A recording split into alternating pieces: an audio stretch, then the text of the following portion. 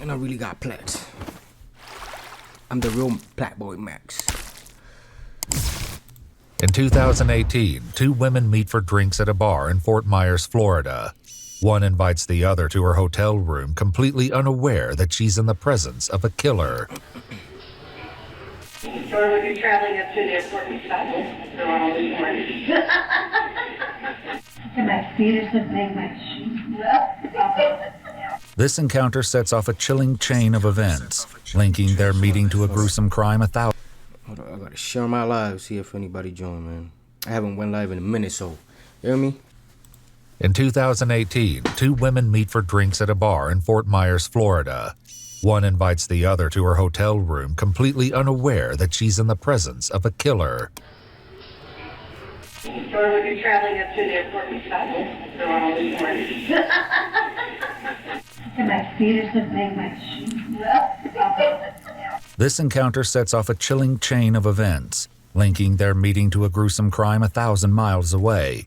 Now, investigators across state lines must work together in a race against time to put an end to the ruthless crime spree before the killer strikes again. You're gonna find a body there. Somebody better look. The following report is based on police records, and most of the footage has never been seen before until now.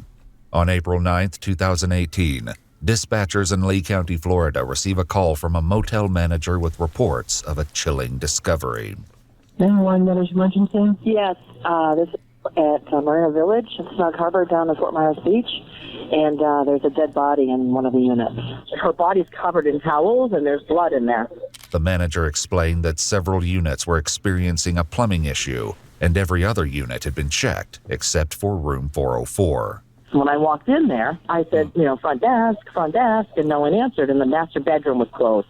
And all the stuff was there, so I didn't want to interrupt thinking there was nothing there. But my boss said, no, go in and make sure, because it could be in that particular bedroom. So I went back up, and I opened up the master bedroom, and the door to the bathroom was closed with towels on the outside of it. So when I went to open up the door, something was blocking it, and I got scared. Too afraid to investigate alone, Have you noticed YouTube has way more ads than it used to? Here's how you can block them for free. This is Pi, and the manager asked residents in the neighboring rooms to peek inside. Brave volunteers came forward to help, unaware of the nightmare waiting for them on the other side of the door. There was a towel against the door. The door was partially open. We tried to push on it, and we were hitting something. So I looked around the door, and she's laying on the floor with towels over her, and she was bleeding. You could see blood under her towel. The towel looked to be Hold up, was it the grandma or somebody? Hold up. See, this is why I gotta pay attention.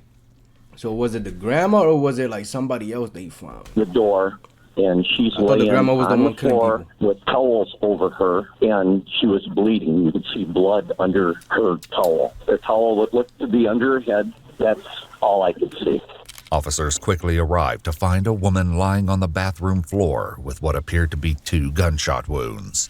A towel had been draped over her body, and the air conditioning was lowered to a frigid temperature of 61 degrees. The guest bedroom showed signs of use, and multiple wine bottles along with dishes piled in the sink indicated another guest may have been staying there. Whoever it may have been was nowhere to be found. Police discovered that room 404 was rented by 59-year-old Pamela Hutchinson, who was captured on surveillance checking into the Marina Village condominium 6 days ago on April 3rd. Barely made it by the bell. So that was our first victim Pamela then. Hutchinson. How are you today? Good. Right, the traffic. Or is that the grandma? You can't even see her face. Is your driver's license and a credit card? Pamela reaches into a small silver purse, which was later discovered in her motel room. However, her credit cards and identification were missing. More importantly, she checks into the motel alone, raising questions about who was in the room with her. Searching for answers, investigators continue reviewing the tapes, unaware of the unnerving mystery that's about to unfold. At 3:44 p.m., Pamela pulls into the parking lot of Marina Village in a white Acura with Florida license plates. Shortly Yo, I'm not after gonna hold checking you. I feel like that's the grandma, the way she moving. And I could just see, bro. I could just see for some reason, like... a village in a white Acura She's with giving me Florida grandma license vibes. plates. Shortly after checking in, Pamela exits the elevator and heads to room 404 by herself. However, the following day, she's no longer alone. As she approaches the elevator at 8:13 p.m. on April 4th, she's now accompanied by another woman who bears a striking resemblance to Pamela. They appear about the same age, height, and build. Hey, what did you stay out all night and sleep all day because you don't have any fun? Yes. And I would have to sleep all day. Hold up, that's the grandma right there, right?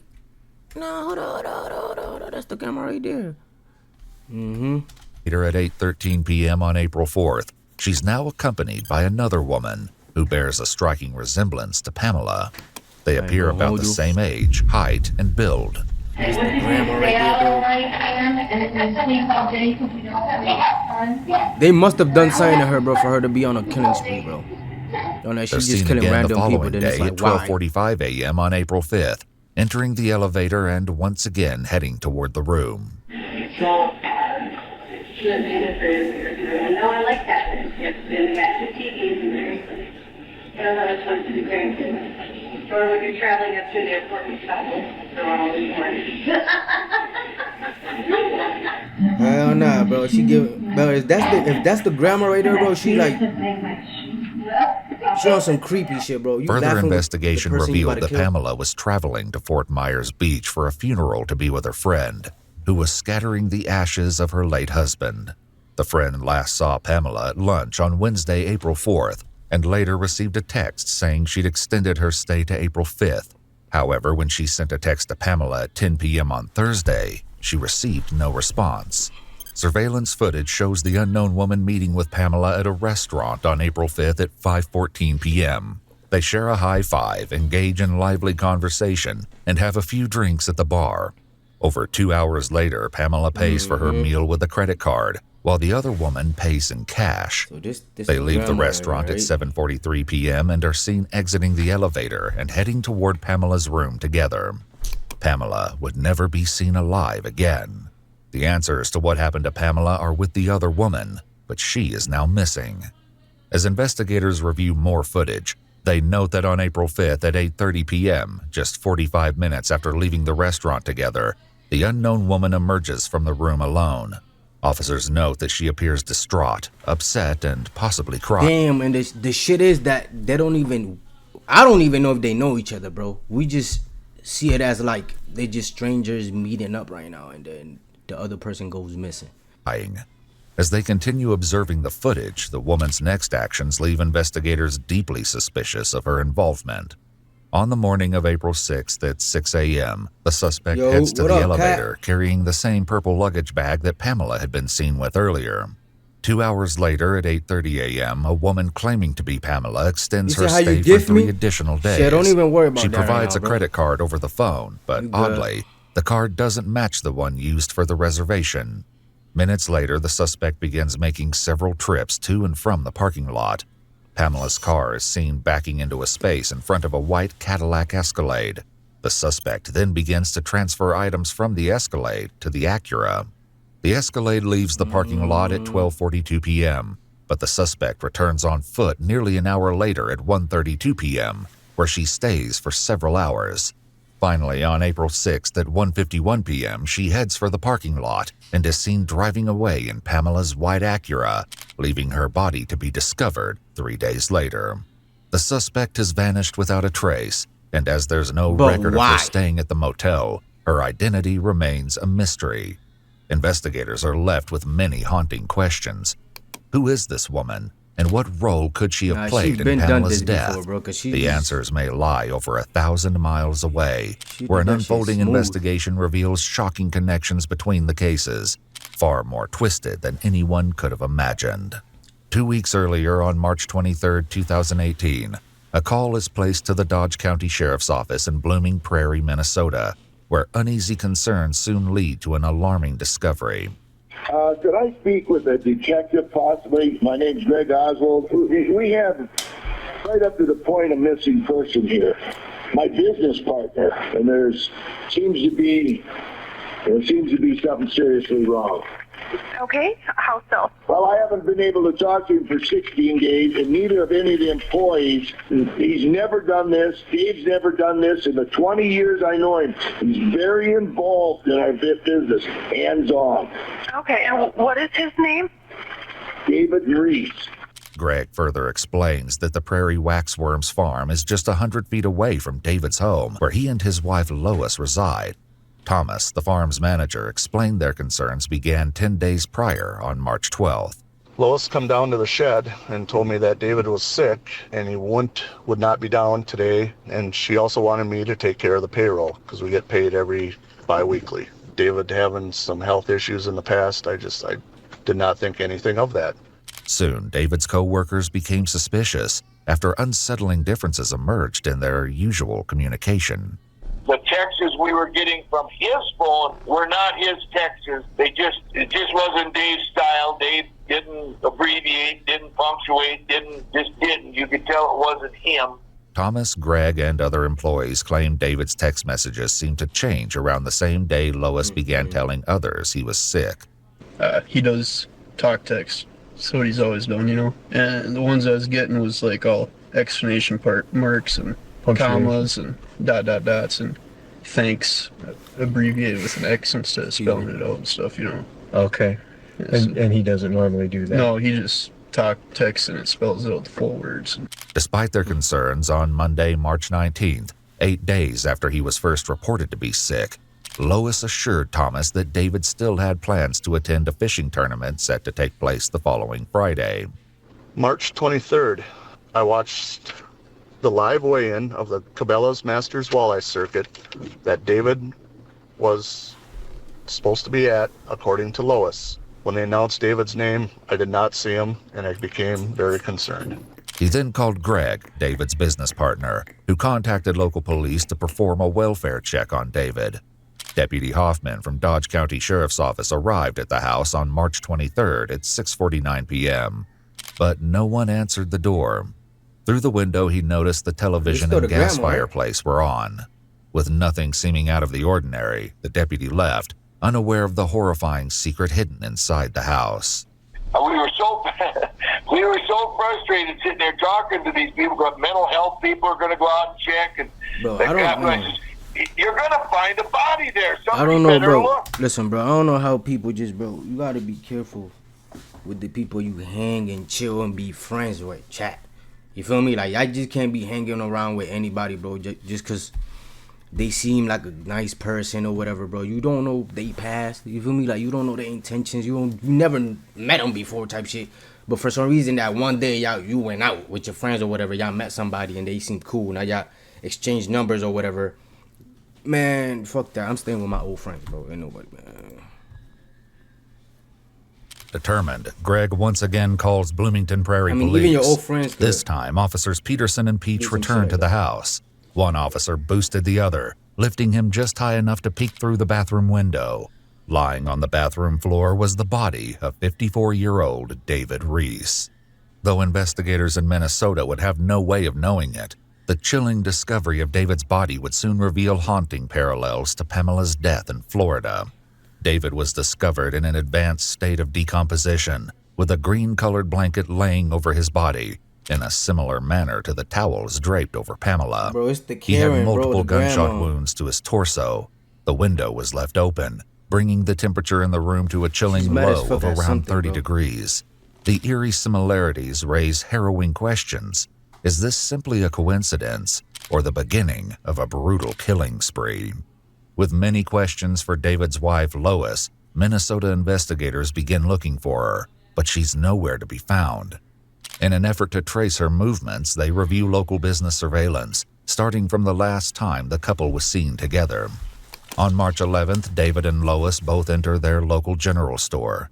David walks out at 9:01 a.m. and would never be seen on surveillance footage again. The following day, Lois explains to Thomas that David has fallen ill and would begin using David's phone to text his co-workers.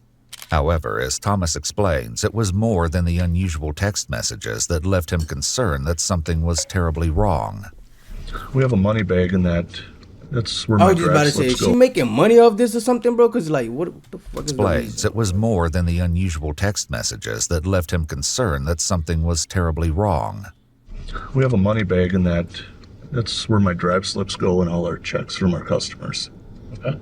I did my route on Friday, yesterday, and I noticed everything was missing out of there.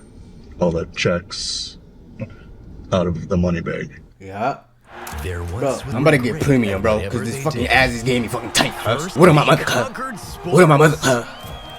On Monday, March 12th, Lois enters Citizen State Bank, approaching the counter with a check from David's account, written to her in the amount of $1,000. The teller fails to notice that David's signature doesn't match the previous ones on record. Over the next several days, Lois would use David's credit card at several establishments, including a liquor store, Vandal's Family Market, and multiple times at the Woodfire Grill, a restaurant inside Diamond Joe's Casino in Northwood, Iowa, just across the Minnesota border. Meanwhile, Greg confronts Lois about the missing checks from Prairie Wax Worms. I sent her a text that I'd been informed there was checks missing out of the office, so I had to call the county sheriff, report stolen checks. And if you know anything, let me know. So she called me back. And first of all, stolen checks is never a good idea, because I know people that done stole checks before and try to cash them. And then, like, weeks later, a month later, or whatever, motherfuckers got caught. So I ain't never thought that was a good idea, which I thought about it before, but I'm like, why? I'm not about to get caught on some dumb shit. When I was younger, I got the checks. Dave sent me down to get them. They're up. I got them. At that point, I said, Lois, I need to talk to Dave. There's nothing. And I said, Lois, put Dave on the phone. And the last thing, she says, Dave, don't roll over, and then hung up. On March 16th, Lois would return to the Citizen State Bank with another check from David's account, written to herself for $2,500. The teller once again fails to notice the signature and gives her the funds in cash. As her shopping spree continued, Lois walked into a what? How you, my nigga? Like, you supposed? That's the first thing you probably gotta look at, like the signature of the check, to see if it matches like the other check type shit. Like, my nigga, like, you can't just be like getting the check and handing motherfuckers money and shit. Or that's an old lady, so she probably ain't think nothing wrong. $2,500. The teller once again fails to notice the signature and gives her the funds in cash. As her shopping spree continued, Lois walked into a Fantastic Sam's hair salon in Austin, Minnesota on March 17th. Yep, she came in and she was going to be going out for St. Patrick's Day. She said that she was going to be going to Diamond Joe Casino, so she wanted her hair to look like Peggy Bundy and have it nice and big. 3 days later, on March 20th, Lois is once again spotted on camera at the general store, this time wearing the same hoodie that David was wearing on the last day he was seen alive. At this point, David hasn't been seen in 9 days. Over the next 2 days, Lois returns to the bank, depositing over $8,000 into David's account at the drive-thru before transferring the money back into her account. I'm just in awe that they would take another mistake. First of all, hold up. Was they together or something like that, bro? Because they did not say that they were like husband and wife. I didn't peep that. So it's like, what makes you put the money back in there? Like, it's, you know what I'm saying? Like, motherfuckers not going to suspect some shit, bro. People just don't think. They just be going with the flow. Like, everything just be going smooth. They're like, fuck, I'm going to keep going. I'm just in awe that they would take a check from one company to Prairie Wax Worms and let her cash them. But it looks like about 12 grand minimum, 14,000. Okay, so they were actually the company checks? Yep. Well, not Prairie Wax Worms. It was our customers' checks who had paid us, made payable to Prairie Wax Worms. Lois would hit the Diamond Joe Casino again on March 22nd, where her unusual behavior caught the attention of a casino regular. Just kept acting like she was real suspicious on who people were and see if y'all saying what was going on, you know? Like, she wasn't quite sure of her surroundings, who she could trust and who she couldn't.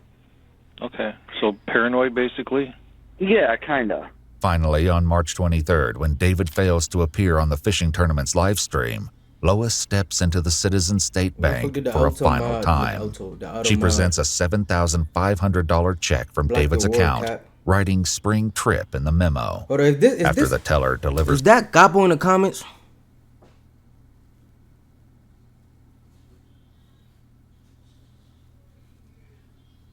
Yo, Capo, is that you? If you still here, say, this me, motherfucker. The cash. Lois takes David's white Cadillac Escalade and vanishes.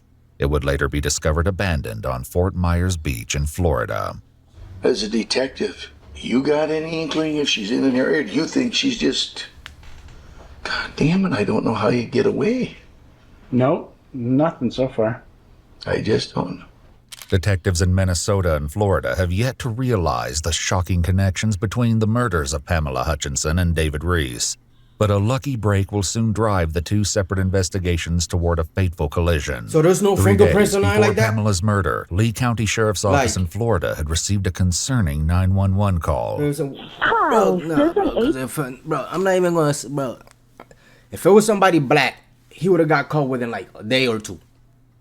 You feel me? So it's like, she over here running around withdrawing, depositing money and all this, and y'all motherfuckers is like, which I just waiting to gather more evidence or something, bro. Like, get her. She gonna kill somebody else. Y'all over here just wasting mad time and shit, bro. In Florida had received a concerning 911 call.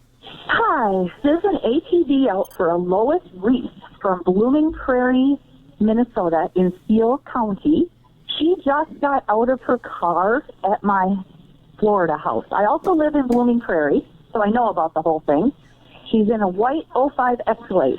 Okay, and if you do some research, it's Steele County, Minnesota, that's trying to find her.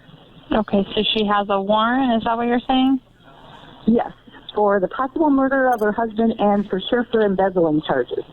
Earlier the same day, the 911 caller, Tessa's daughter in Blooming Prairie, received a call from a woman named Stormy Liberty, who claimed to be Tessa's friend and asked for her address. Stormy Liberty was later identified as an alias that Lois used when opening a cell phone account. She was gone by the time police arrived, and just 3 days later, Pamela's life came to a tragic end. Now, after Pamela's death, as one deputy reviews the security footage from the Marina Village Motel, he recognizes the woman with Pamela as Lois Reese, based on Tessa's 911 call from 3 days ago. I do rentals, so she had a little notepad like she was going to rent, but that's what I thought. And then she got out, and she saw me. I said, can I help you? And she looked at me, and she said, oh, I'm in the wrong place. And she quick got into her Escalade. You said it was a 2005 white Escalade? Yep, pearl-colored Escalade. After being recognized in the surveillance footage, Lois is officially named a person of interest in Pamela Hutchinson's murder. On April 10th, investigators in Florida contacted Minnesota law enforcement, requesting a photo to confirm their suspect, and finally, information between the two investigations was shared. With evidence connecting Lois to more than one murder, investigators are left with the chilling question: is she finished, or is she planning to strike again? While following her trail, those who knew her begin to share a troubling history with investigators, one that hints at a possible motive for her ruthless actions. My grandpa passed away and she got her inheritance, and she was so unbelievably bored out there at that house. And the only time she was happy is when she'd have the grandkids out there, and she had them a lot. My kids and my brother's kids were there a lot. If she wasn't at, with us, like her kids or her grandkids, she was probably at the casino. And I had told my dad, and I told her that I was getting concerned with how much she was going there. And she's like, Bria, it's just something for me to do. It's fun, but I don't have a problem. She blew through hundreds of thousands of dollars there. I had no idea it was that bad. Hold on, check. With Pamela's credit cards missing, investigators begin to trace where they may have been used. On April 6th, a woman claiming to be Pamela Hutchinson entered a Wells Fargo and withdrew $5,000, as seen in still images provided by the bank. Grilled cheese, motherfucker. Cheese and bread. That motherfucker good. What else I got? Okay. The distinctive white hat, sunglasses, and blue shirt are the same clothes she was wearing in the surveillance footage at Marina Village. So does she have a gambling problem, or? Oh, absolutely. So $400,000 worth 2 years ago. How much? 400 stolen out of a trust that belonged to her dad and brothers and sisters that she was managing. Did you say 400,000? Yes, sir. As investigators continue to follow Lois's trail, receipts show that she withdrew $1,500 from an ATM on April 7th, 400K from your family? one day after leaving Marina Village in Pamela's stolen car. How did he make it so she couldn't have any money? Do you know? Yo, you know how I be with the reactions and shit. I'm not trying to talk too much through this motherfucking video. It's 34 minutes and shit, but some things you just gotta stop it and just why the fuck? Go around, you gotta read between the lines with me. This is just conversation with Dave and I. I know all credit cards were taken away. I know she had no bank account. She wasn't a signature on any of his accounts. Investigators also discovered that Lois had recently checked into the Hilton Hotel in Ocala, Florida for a day, using Pamela's credit cards and forging her signature on the room service receipts. Wow. When all the money stuff came up after he realized, that she has a bad gambling problem and she went through all that money, she was put on lockdown, she couldn't she was have access to any money. And yeah. I told her many times, I understand why my dad was doing that. I get that. But I just told her that she should just, come live with me or my brother, because it wasn't a good situation to be in for either one of them. Brianna further explains that the financial issues Lois faced as a result of her gambling problem led to an attempt to take her own life 2 years prior. My dad found out about something, probably money related, I'm guessing, and he was yelling at her, and he said a bunch of awful things to her, and then he left to go to the bank, and she said that she just felt like she just didn't want to deal with it anymore. Sure.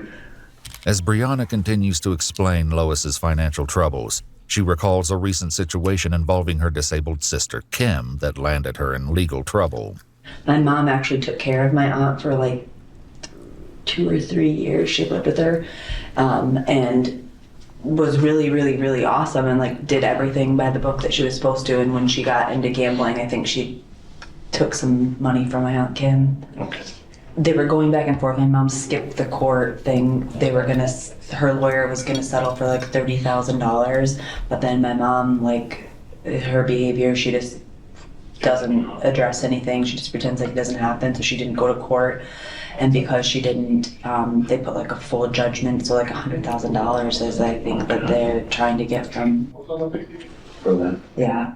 Though Lois's alleged gambling history provides valuable insight for the detectives, they still have yet to establish her current whereabouts or the driving factor behind this horrific crime spree. With Lois's location and her motives still unclear, the fear that she may be armed, dangerous, and hunting for a new victim. She was living there, right? Was she living there, or was that a hotel that she just kept going back to because that's where she just had everything that she killed people with in that hotel?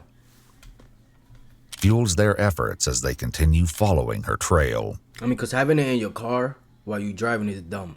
But I know she switched cars when she killed Pamela. She was in the Escalade, and then she switched to the Honda, I think. Excuse me. So it's she keep coming back to that hotel. April 8th, one day before Pamela's body was discovered, Lois attempted to use Pamela's credit card at an ATM in DeQuincy, Louisiana, but the transaction was declined. Investigators learned that Lois then traveled to another casino in Louisiana and won a $1,500 jackpot. As the interviews continue, one investigator brings up a possible concern that may make finding Lois an even more challenging endeavor. I was just wondering if she was could make it to where she looked something different with makeup beyond the hair color, that she had some kind of a talent of what do you call the people out? Oh, makeup artist? Makeup artist, yes. But I don't think that, but I think that she was skilled enough with makeup that she could make herself look a little different. But I would say with a gambling problem, yeah, and now she's got time on her hands, right, she'll be at a casino. Mm-hmm. However, Lois's son Billy has Sooner a far or later more grim expectation for how this fugitive search may end. She got the urge to go to a casino her right now. Past actions, I'd say, I don't know, finding her alive probably isn't very good, as sick as that sounds. Right. She's obviously tried to do it before. I think. Nah, you know what videos are like though? Them interrogation videos. When like something happened, they telling the story, and then they bring the suspects in to the interrogation room, and they just start interrogating them. You know what I mean? Them stories be crazy. This is a little bit more serious than that was. Spending money. Right. You think she has any means of doing that, or of hurting herself? Yeah, if she killed my dad. At 11:16 p.m. on April 8th, Pamela's stolen Acura is seen traveling westbound on Interstate 10 in Lafayette, Louisiana, and once more on a license plate reader in Texas before the trail goes cold. Why she keep using her car? With Lois continuing to cross state lines, a U.S. Marshals Task Force takes over the investigation and issues a BOLO for Lois Reese. She's now wanted for 2 murders, grand theft auto, financial theft, and identity theft. As the case gains national attention through widespread media coverage, she earns the nickname Killer Grandma. News outlets nationwide ask anyone who sees Lois or her vehicle to come forward. When a promising tip brings investigators one step closer to ending her reign of terror, one question remains: can they get to her before she disappears once again? At 6:58 p.m. on April 19th, over a week since she was last spotted on traffic cameras, Lois enters Dirty Al's restaurant on South Padre Island in Texas, just 30 miles from the Mexican border. She lingers upon entering, taking a moment to look at the posted menu near the main cash register. It isn't long before an employee sees Lois and stands watch. As she suddenly makes for the exit, the 2 male employees briefly converse before following her. They undercovers? She said, "Oh."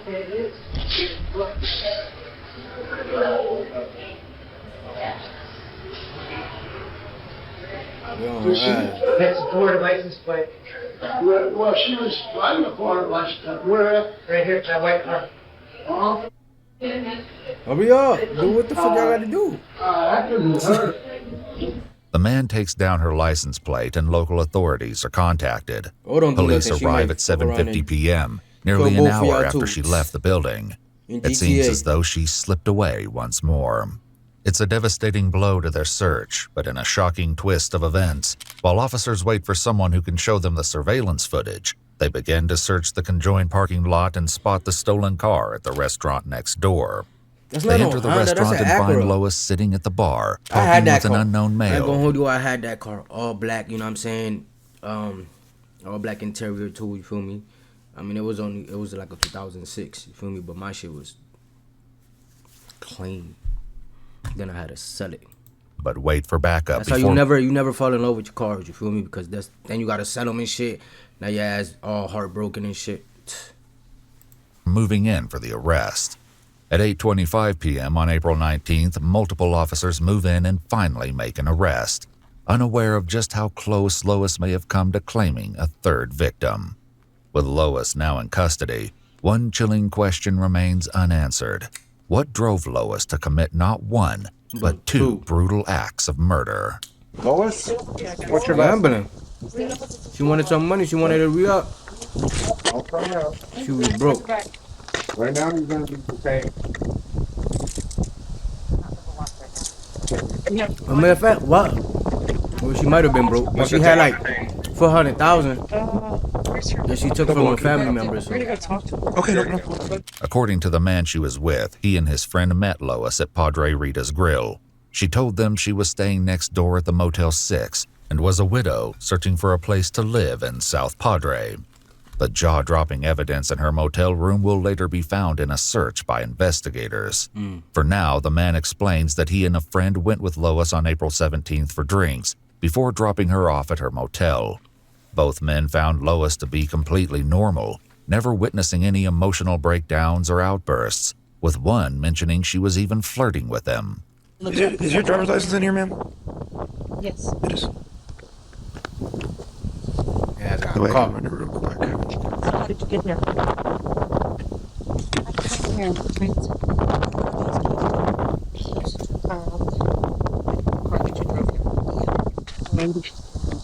Okay, this one right here. Literally, they literally just. It's not really your car. Okay. You wanna run her real quick? It's out of Minnesota. It's in there. It's out of Minnesota? Yes, sir. Yeah, but the warrant I do believe might be out of Florida. I didn't get a chance to even look up our stuff because it was like. Yeah. How that is. Lisa, if you wanna. I'll get my cuffs back when we get over there. Just go ahead and grab your unit and follow him to the station. When news of her arrest broke, a woman came forward with a harrowing story. She told investigators that while eating alone at a restaurant on the island, she befriended a woman who identified herself as LaDonna, who was recently widowed and spending time away from her family to grieve. They met again for drinks on April 15th. The woman allowed LaDonna to come home with her, letting her stay in her guest bedroom. They had plans to meet again on Friday, April 20th, just one day after her arrest, where she learned LaDonna was Lois Reese. When investigators from Minnesota and Florida learn of her arrest, they fly to Texas to meet with Lois for an interrogation. However, Lois invokes Miranda rights and asks for a lawyer. Eventually, Lois will break her silence and recount the shocking details of her final moments with David and her motives for pulling the trigger. For now, Lois raises an unusual concern. The process for getting you out of here takes a little bit of time, and you got to get transported back to Florida. So I imagine. No, they're gonna waste your time on purpose. We'll see you back in the Lee County Jail, and then from there, Tell them you'll be everything. eventually going back to Minnesota to deal with the charges up there. Okay. Do you have any questions of us right now? Will they put me in a room that has a bed? I'm sorry? Will they put me in a room that has a cot or something? When you come to Florida?